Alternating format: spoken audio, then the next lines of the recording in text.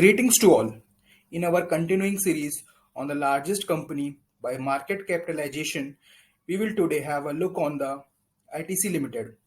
ITC Limited was founded in 1910 and is a diversified conglomerate with operation in hotels, paperboard and packaging, agri-businesses, information technology, and the fast-moving consumer goods, including food, personal care, cigarettes and cigars, branded apparel, education and stationery products, incense sticks, and safety matches.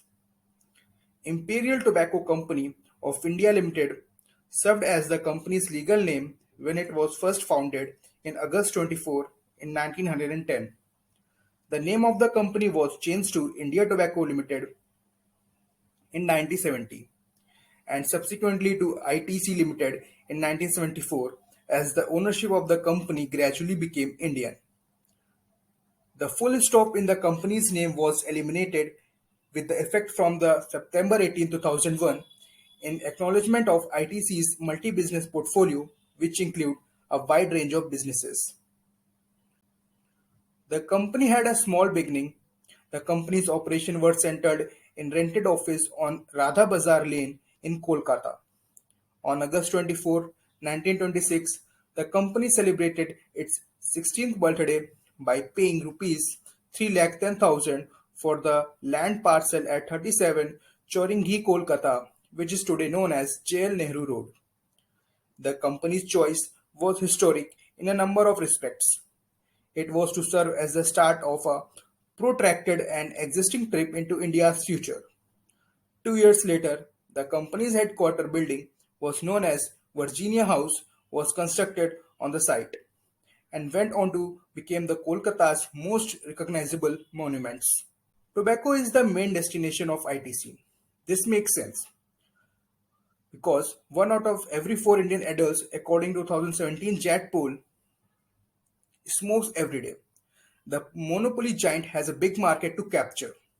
As a result, although requiring only a tenth of the total capital used in the industry, ITC's tobacco division generate over half of the company's revenue and account for astonishing 85% of its profit. It is believed that tobacco is a sin product. They can't outright promote it. The way they want to package it, it won't be possible. People will hold them responsible for their family cigarette addiction. But the company has relied on its cash cow, that is the cigarette industry, to fund its diversification efforts and to lose its bad boy reputation in order to become every house product. ITC seems to be making an effort to cut back on smoking. In the middle of 2000s, ITCs aggressively entered in the FMCG market, challenging some of the established players who had been around well before the 20th century. ITC faced competition from HUL and P&G for the personal care products, Britannia and Parle for biscuits, and Nestle for instant noodles. The Tobacco Institute of India, that is TII, a representative body of growers, manufacturers, exporters, and ancillaries of the cigarette components of the tobacco businesses in India, accounts that the ITC among its key members.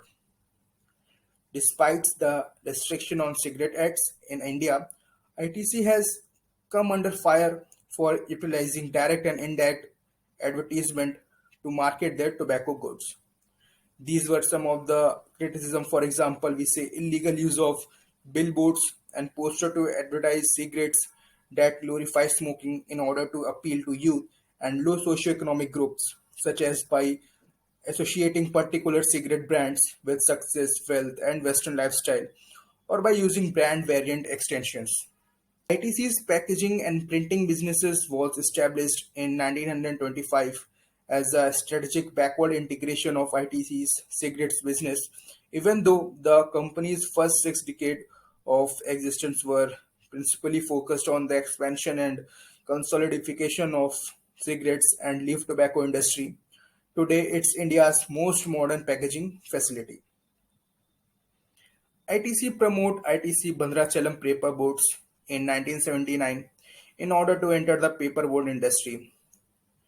With effect from March 13, 2002, Mandrachalam Paperboards merged with the company and was renamed as the Bhandrachalam Paperboard Division. The company's Tribeni Tissue Division and this division combined in November 2002 to establish the Paperboards and Specialty Paper Division.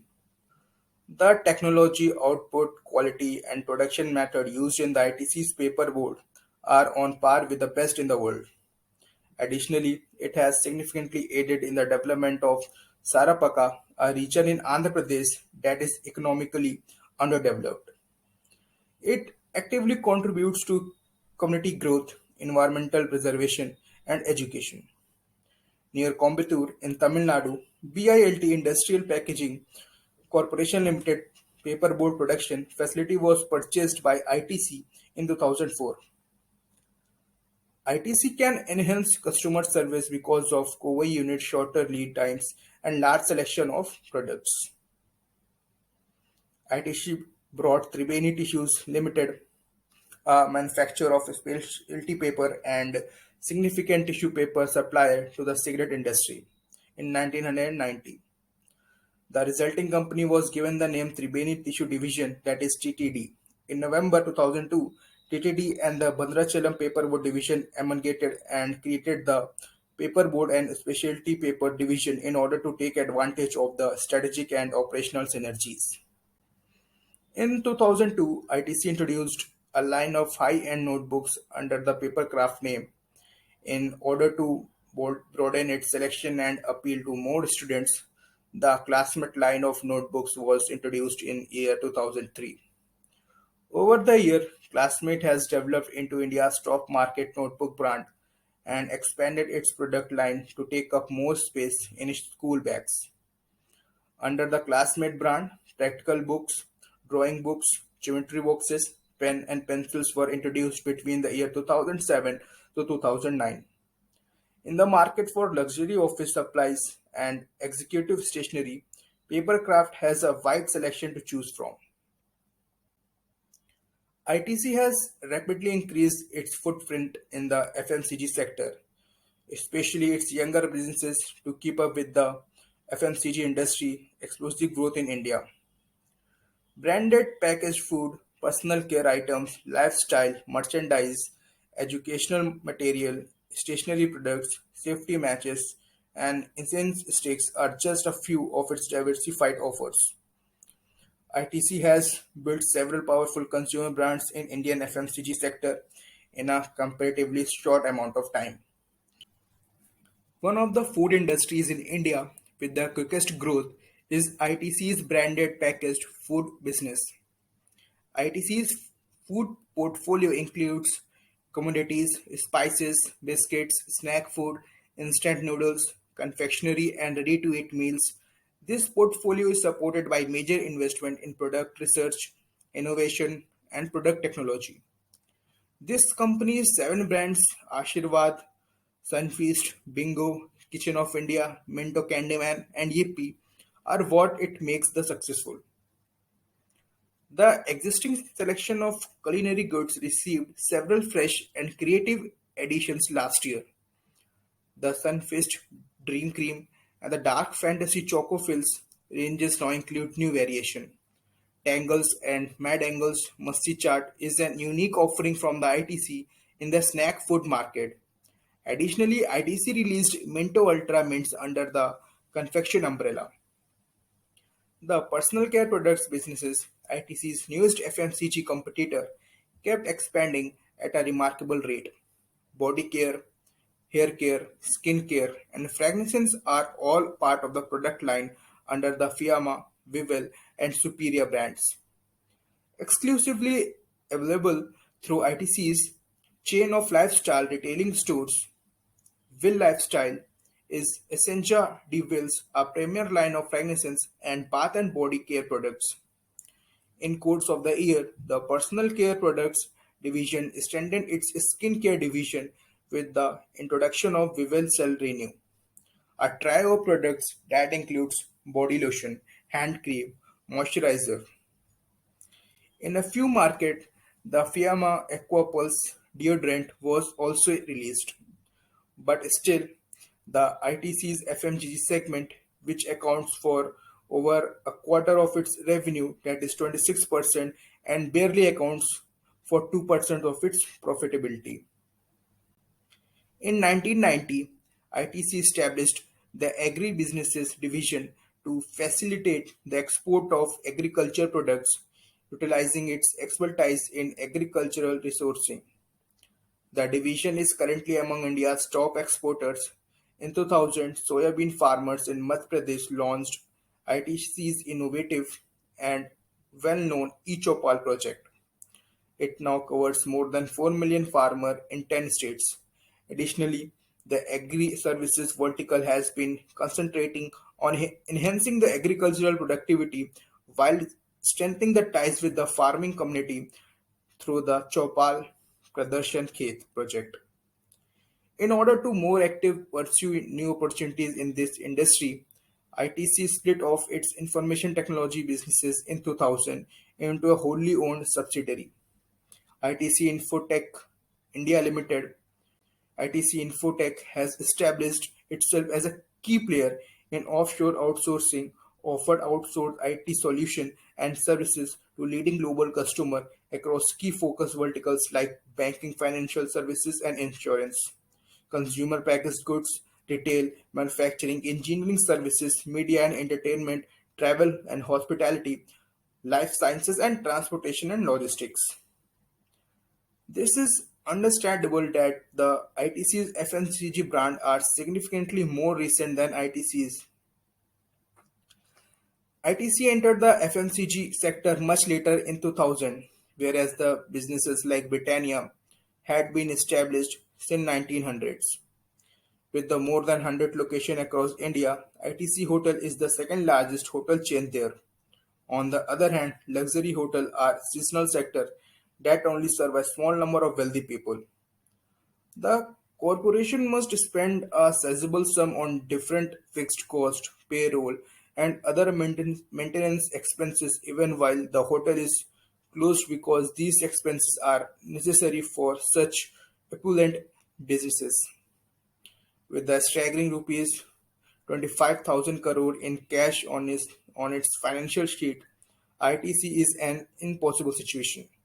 The businesses has wasted money even after paying out the dividends that account for the 85% of its earning. For example, the hotel businesses.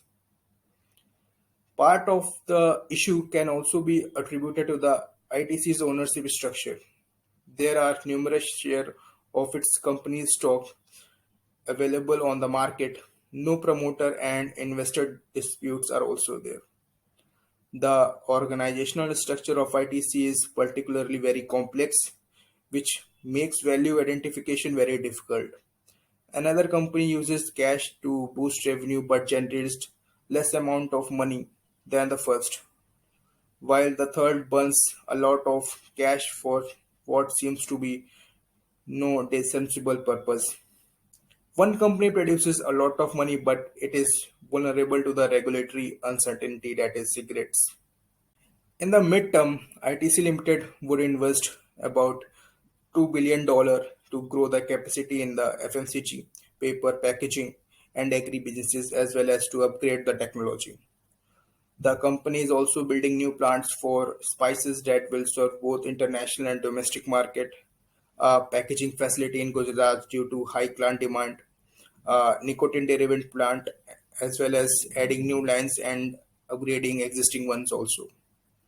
The fund will also be used to meet the demands to improve the organizational digitalization capabilities and also invest in new growth vectors such as FMCG, sustainable packaging, and others. ITC is aggressively looking for the acquisition across all the sectors as well as in the FMCG sector also. ITC is counting on the asset height strategy in the hotel market, which means focusing more on the managing properties than investing in the newer ones. The company presently handles 12 Welcome hotels but expect to have approximately 20 by the end of this year with already 5-6 already signed and another 5-6 in their work. ITC will also have about 34 to 35 Welcome hotels in next to 3 to 4 years. ITC is a multi-division conglomerate, so we may need to do multiple videos to cover its story in depth. So I hope you have enjoyed our first look at ITC. We'll do many videos to cover its evolution so far and its plan for the future. I would now request you to like the video and subscribe to our channel. Please do leave your comments and feedbacks here below. Thank you.